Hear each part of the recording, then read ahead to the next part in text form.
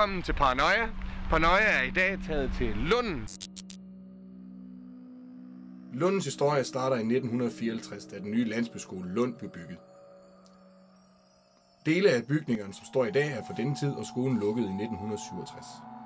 I 1971 åbnede Lunden, som var en lokal institution for åndssvage, som man kaldte mennesker med psykisk funktionsnedsættelse på daværende tidspunkt.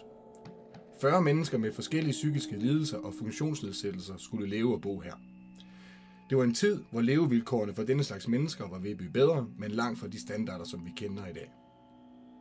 Der er helt sikkert levet mennesker på Lunden, som har været udsat for det hvide snit. En behandling, som på dette tidspunkt fungerede som en mirakelkur imod sindssyge og åndssvage.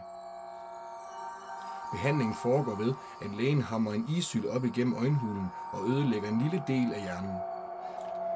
En anden type institution overtog bygningerne i 1992, nemlig misbrugscentret, som vi ikke vil nævne navnet på, af respekt for de mennesker, som har været i behandling der, og fordi det ikke er ret lang tid siden disse behandlinger er fundet sted. I denne periode var der både alkoholikere og narkomaner i behandling i den såkaldte Minnesota-kur. Alt hvad vi kan sige fra vores research på Lunden er, at det var et godt sted med hjertevarme og en stor succes med at behandle disse stakkels mennesker. Et liv som misbruger er et hårdt liv, hvor alt handler om at skaffe det næste fix. Skyde sig i armen med heroin eller drikke hjernen ud på daglig basis er et liv, som smadrer kroppen og ikke mindst sindet. Så der må helt sikkert være efterladt en del triste stemninger i de nu ellers tomme lokaler på Lunden. Men selvom at der var stor succes, betyder det ikke, at der ikke har fundet triste begivenheder sted på Lunden. Hver tredje i behandling havde forsøgt selvmord, inden de ankom til behandlingen.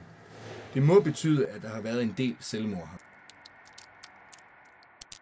Vi har fået bekræftet, at på værelse 6 har en kvinde på et tidspunkt taget sit eget liv. Men disse dødsfald fra Lunden vil vi ikke researche på og omtale dybere, da der er pårørende, der stadig savner disse mennesker.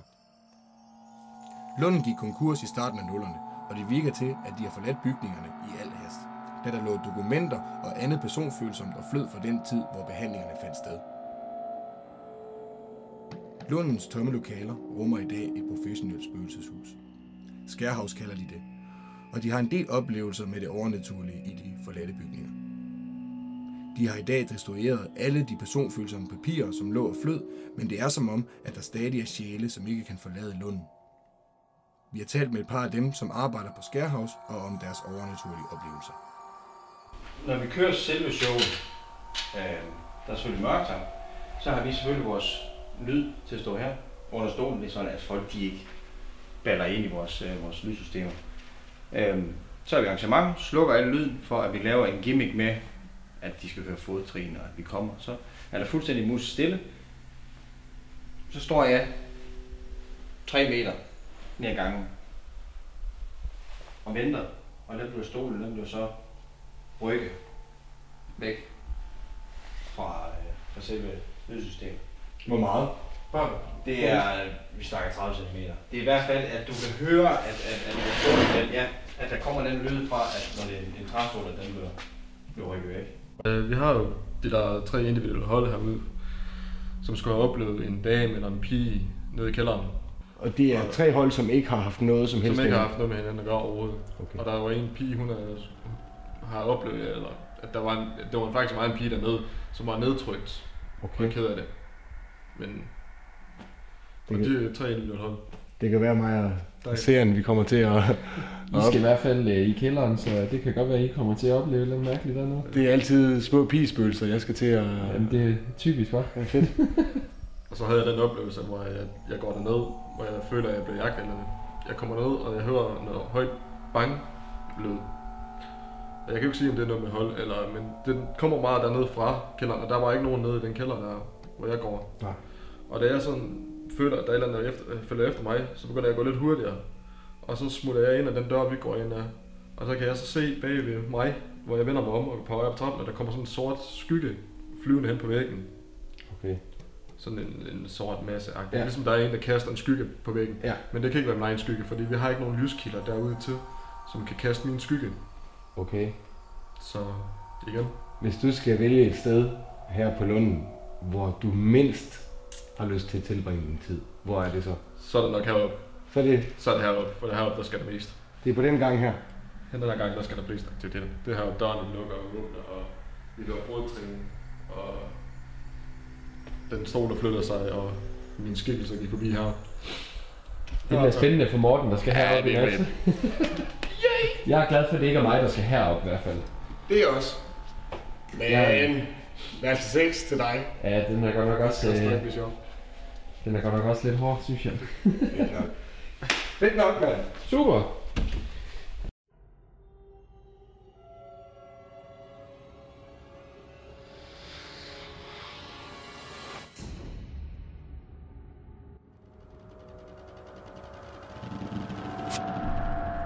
Vi har igen valgt at tage kontakt til vores klaverant Jane og bedt hende om at komme og mærke stedet. Det Jane ikke ved er, at der faktisk 2 gange før har været klaverante på lokationen, men de har enten forladt bygningen i angst eller slet ikke vil gå ind. Hej. Velkommen. Inden Jane ville gå i gang, samlede hun hele crewet omkring sig og klargjorde os med det, hun kalder en hvid sky.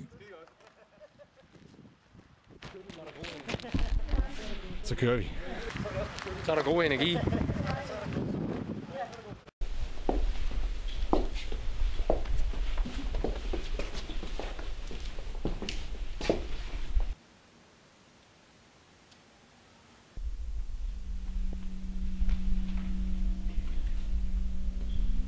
Der har været mange på det samme sted, lige her. Altså, og det har været nogen, hvor de har følt, at de ikke har kunne kapere dem. De har været nærmest, altså døren er låst. Ja. Ikke af nogen vilje, men fordi de ikke vidste, hvad de skulle gøre. Og derfor hiver de så meget. Der er en pivlyd herovre. Ja, jeg kunne godt høre det. Ja. Og derfor hiver de så meget. Og derfor hiver de så meget. Jeg kan sige, at dem, som har været heroppe og lavet spøgelseshus her i formiddags, de sagde til os her, at de havde en oplevelse her tidligere. Det var altså ikke herinde, det er et andet sted i bygningen. Men også med en skinger lyslyd, som de kunne høre imellem sig. Ja. Men meget, meget kort, og de kunne ikke sådan... Men de har begge to bemærket det. Ja. Det her, det var der, det blev solgt. Okay. Og det står for at være bortrejste folks genstand. Ja. Kan du mærke nogle energier omkring de her ting? Der kunne jeg høre et eller andet. Ja, det kunne jeg også. Det lød som et eller andet Ja. Eller sådan et... Sådan... Jeg synes mere, det lød som sådan noget pige. Nu får jeg det sygt kuldegys. Det er noget, der ikke er så højt. Ja. Så I skal faktisk ned i livhøjde, og så ned efter. Ja.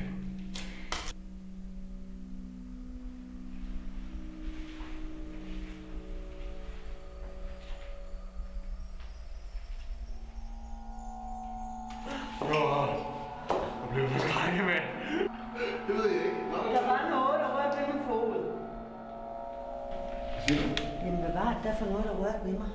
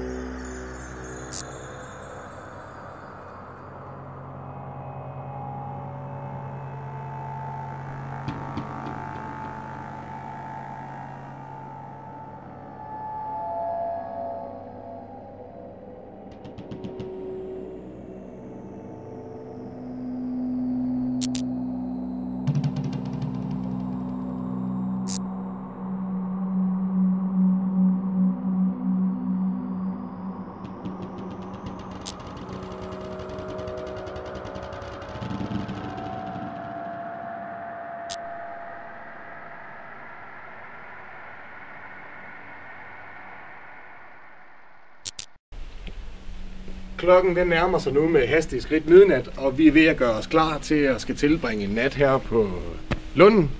Mathias han går derinde lige nu og sætter overvågningskamera op.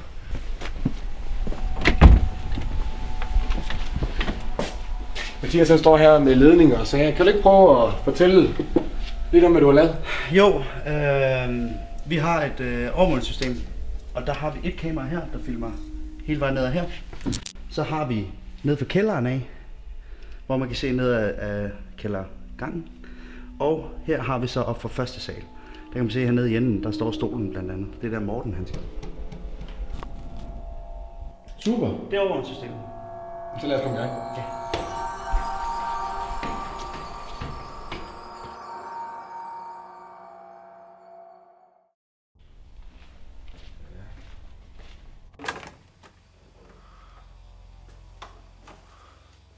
Skal vi op her? Det er helt mørkt her. Jeg kan intet se, udover at det jeg kan se på kamera. Det er en lang gang. Puha.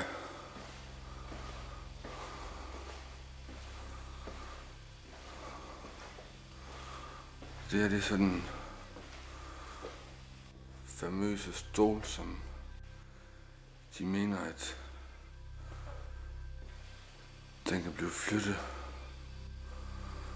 Og der var en op lige før, kunne jeg se på kamera. Prøv at sætte mig her ved stolen.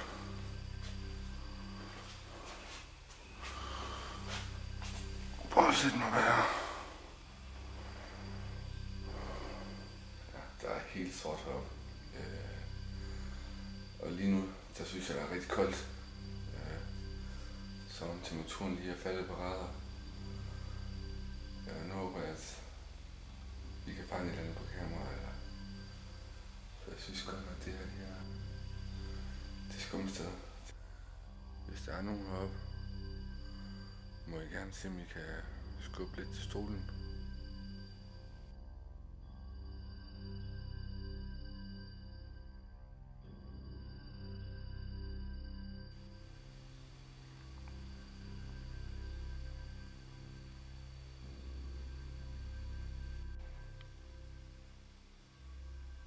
Det er så vores kamera i begge sider, I kan se.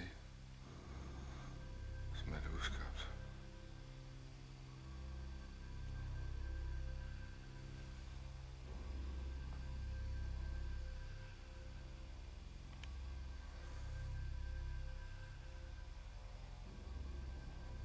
Jeg ryster helt vildt lige nu.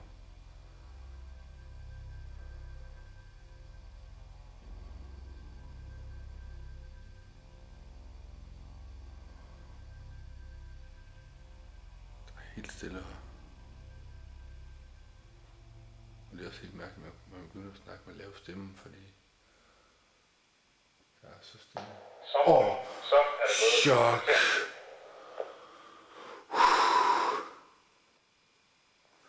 Okay, det var mit cue til at... Hvorfor svarer han ikke? Jeg skal se, hvor knap med hende. Jo, vi er døde der, drenge.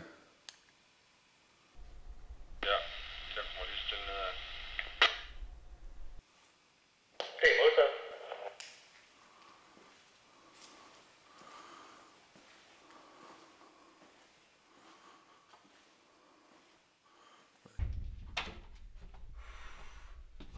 Hvad så, Morten? Hvad så? Ja, der var ingenting. Jeg begyndte at fryse helt sygt. Og nu får jeg kan mærke, at jeg har varmt bag fingeren, men ellers var der ikke det vilde. Okay. Udover at det var vildt grænseoverskridende. Ja, det var lidt hot. Jeg var ikke så stort deroppe. Optag. Night Shot Plus. Og venner, nu kommer Nikolaj lige om lidt. Sig hej til jer. Han skal sidde herovre. Go. Det er rigtig godt. Det er lidt meget.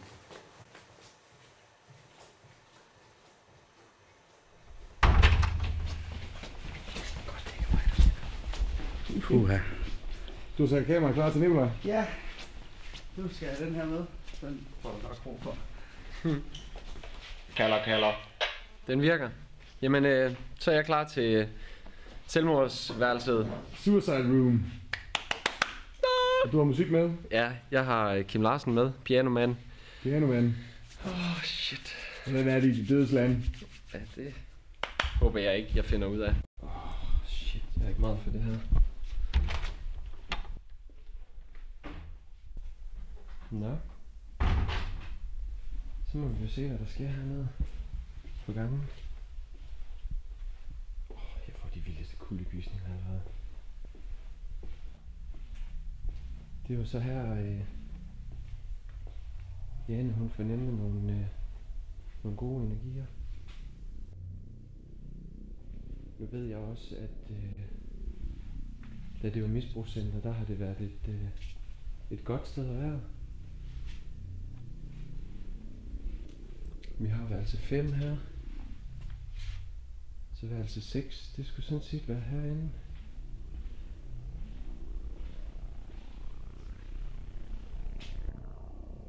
Det er værelse 6.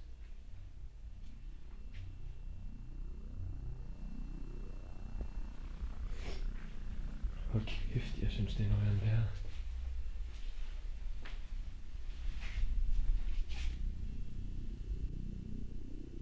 Jeg ved, at da det var misbrugscenter, der har jeg læst i nogle avisartikler, at det var et rigtig godt sted at være her. Har jeg ret i det? Var det et godt sted at være her? Kan jeg lave en lyd for at svare? Hør det. Der var et eller andet herovre.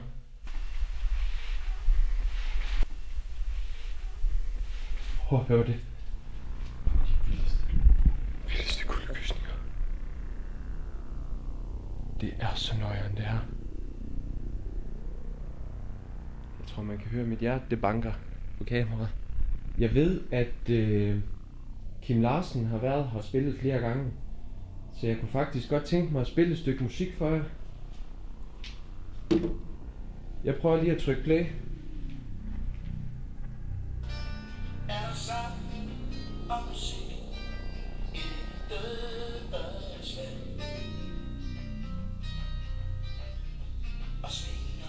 Okay, kæft, jeg ryster. Ej, jeg er nødt til at skære lys på igen. Jeg prøver lige at slukke musikken igen.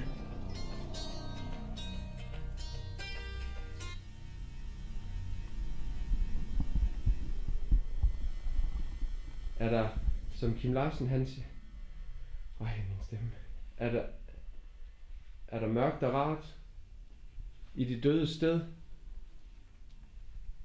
Jeg tror helt seriøst aldrig jeg har været så bange i mit liv, som jeg er lige nu. Fy for helvede, hvor er der ulækkert herinde.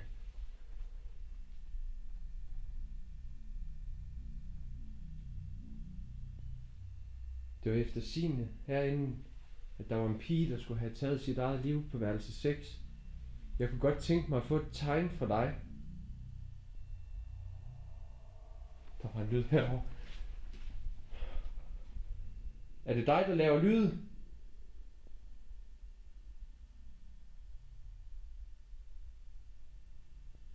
Der kom et eller andet herovre igen. Der sker altså et eller andet herovre. Er det dig, der laver lyd? Fy for helvede, hvor er det ulækkert det her. Puha. Er det herovre i hjørnet, du kan lave lyd? Jeg kunne rigtig godt tænke mig, hvis du kunne lave en lyd. Der var et eller andet lysglimt herovre også. Jeg kunne rigtig godt tænke mig, hvis du kunne lave en lyd. Der var et eller andet lysglimt herovre også. Det er ikke særlig sjovt at stå alene her. I må meget gerne prøve at se, om I kan kommunikere med mig. Der var den igen. Fy for helvede, hvor er det ulækkert. Er det dig, der laver lyd? Ej, fy for satan. Jeg synes virkelig ikke, det er sjovt, det her. Er I der? Der er sat mange lyd herinde. Det er ikke særlig sjovt, skulle jeg lige hilse at sige. Der er sat mange lyd herinde. Det er ikke særlig sjovt, skulle jeg lige hilse at sige. Der er sat mange lyd herinde. Det er ikke særlig sjovt, skulle jeg lige hilse at sige. Det klarer meget godt. Der er 7 minutter igen. Det kan jeg lige så godt sige. Det kommer ikke til at ske. Skal vi sende en mand ned? Skal vi sende en mand ned? Jeg får de vildeste kuldegysninger. Jeg hører de sygeste lyde. Jeg har ikke særlig meget lyst til at være alene, må jeg ærligt indrømme. Jeg ryster over hele kroppen. Jeg har virkelig ikke lyst til at være alene. Skal vi sende...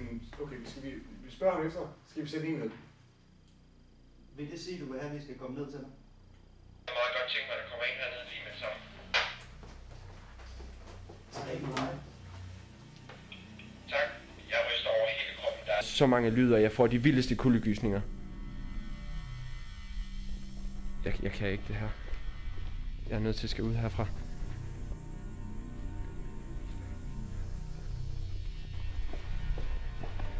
Ja, jeg skal ud herfra. Jeg kan ikke det her. Fy for satan.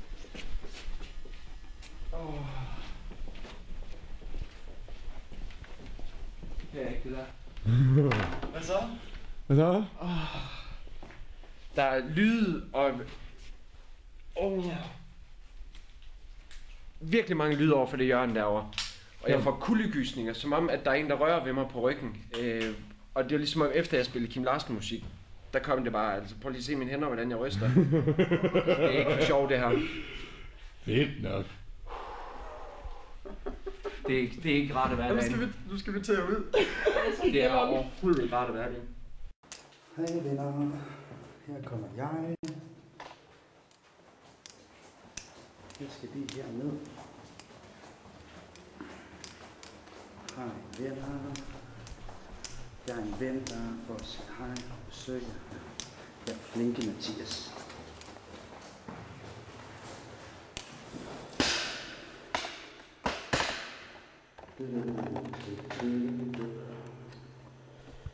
Silde. Sådan der. Så var det.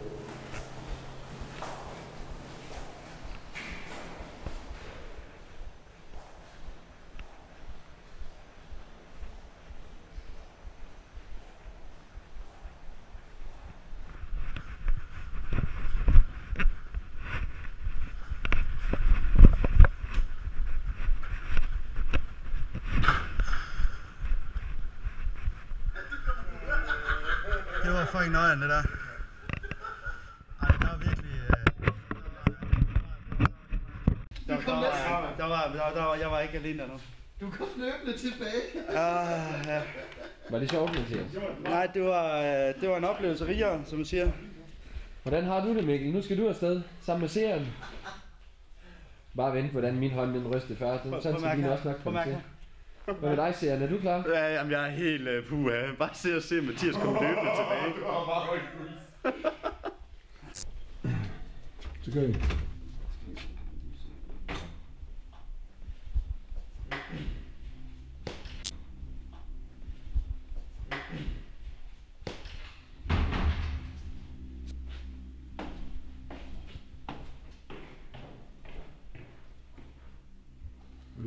Ja, så gør vi det. Jeg er sgu ned der.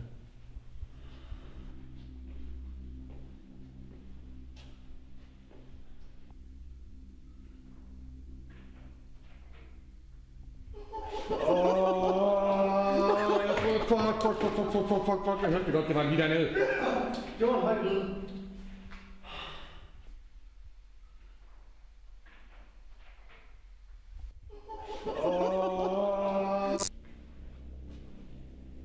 Hernede har vi fået fortalt, at folk kan høre skridt, som om de går i vand.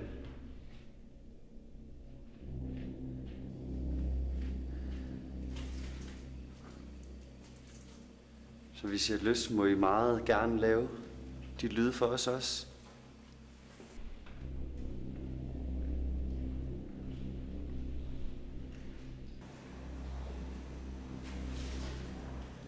Skål til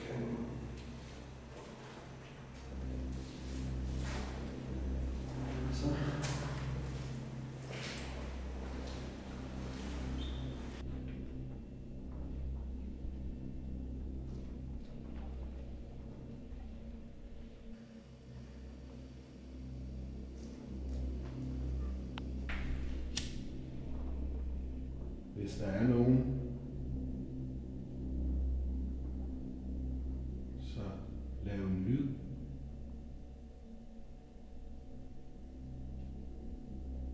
Jeg synes, som om jeg bliver pustet i verden her. Hvad er det? Det er sådan, jeg falder sådan Hvad er det for metallyd? Ja, hvad var det for en metallyd? Jeg synes, som om jeg bliver pustet i verden her. Hvad er det? Jeg synes, som om jeg bliver pustet i verden her. Så jeg falder sådan Ja, hvad var det for en metallyd?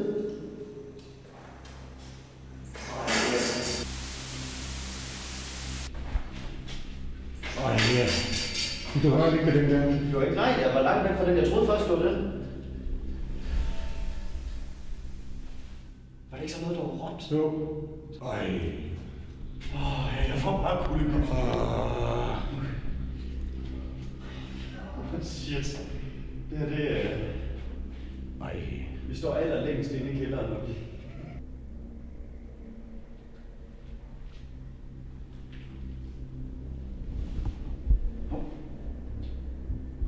Prøv lige at finde den over igen med det lys. Nej, jeg tror, jeg så en mørk skygge.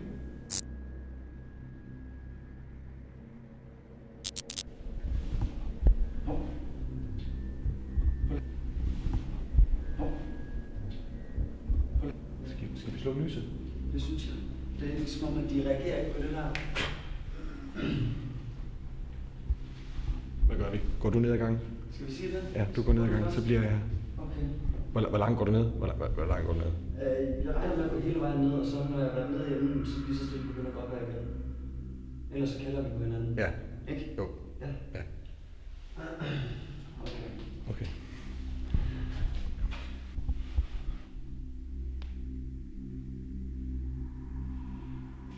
Jeg kan slet ikke se, hvad jeg skal.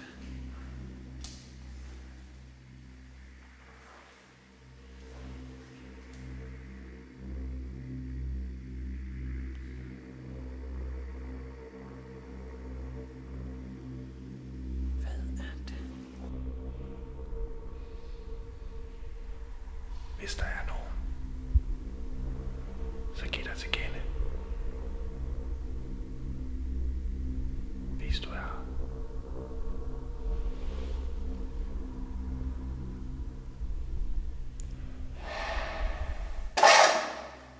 Det var bare mig. Det eneste, jeg kan se, det er kun det, jeg kan se på skærmen. Ej, det er fandme godt nok uhyggeligt, det her. Jeg kan slet ikke se en skid.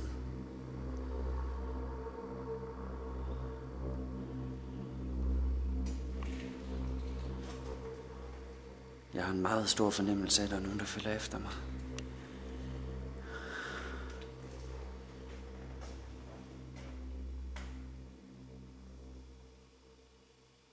Der var nogle skridt.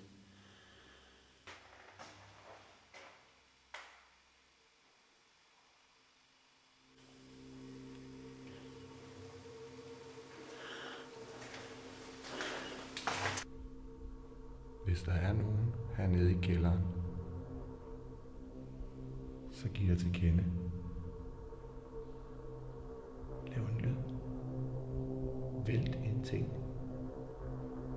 Vis nogle skridt.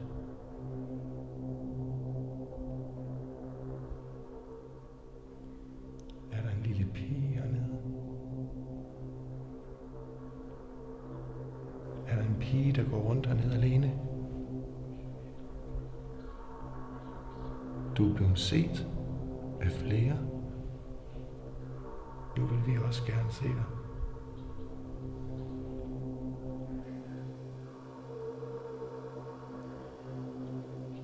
Er der nogen til stede? Der var en led igen.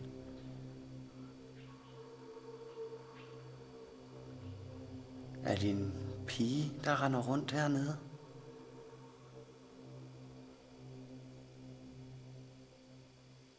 Der var den kraftedeme igen. Okay. 2 gange har jeg nu spurgt om fodspor. Det kommer herhenfra.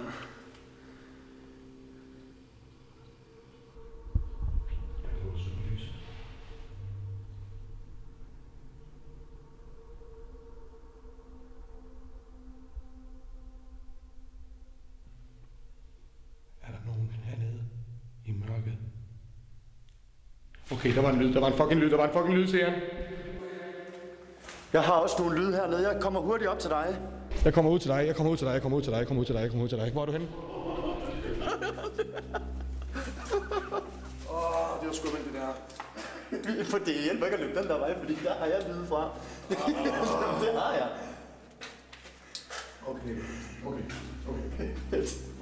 Okay, jeg går med ryggen her, sådan her. Fint, så har vi begge hver sin vej. Jamen det her, det er fucking nøjeren, det er, fordi... Jeg stod og spurgte 3 gange, om der var nogen hernede, så hørte jeg fodtrin, og jeg er sikker på, at det kom med på kameraet.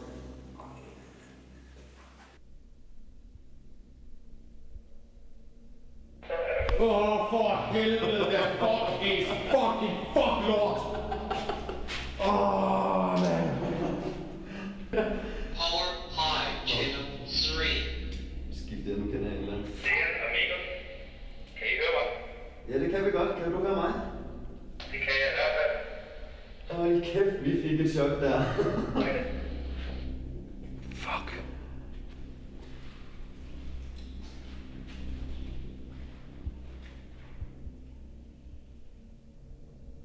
Jeg synes, vi skal godt nu til. Ja, det synes jeg også. Jeg har ikke mere energi her. Jeg tror virkelig også, vi har mere energi her. Det var med noget af en tur, det der. Det er godt nok sindssygt. Jeg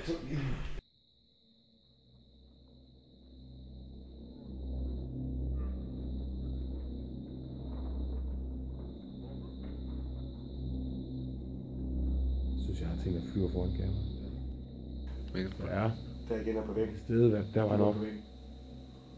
Jeg fik den på video. Jeg fik blå. Hvis der er en tilstedeværelse herinde på værelse 6,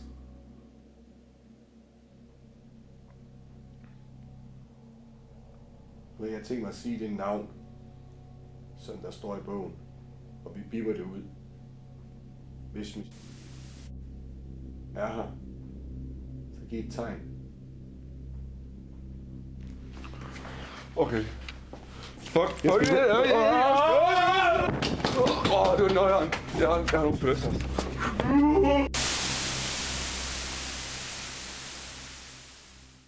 Mig og Kumme ville lige løbe skrigende væk herinde på værelse 6. Nej, det er rigtigt. Det er for sindssygt. Vi sagde navnet. Og så sagde det bare dum i hjørnet, for det hjørne der. Ja. Ja, jeg er færdig. Jeg er færdig for i aften. Du skal ikke derinde igen? Jeg er færdig for i aften. I kan se optagelsen. Det er fucking nøjeren. Jeg har heller ikke lyst til at skal derned igen. Jeg skal ikke, jeg er færdig med den gang der. Ja. Jeg er egentlig færdig. Jeg gider ikke mere.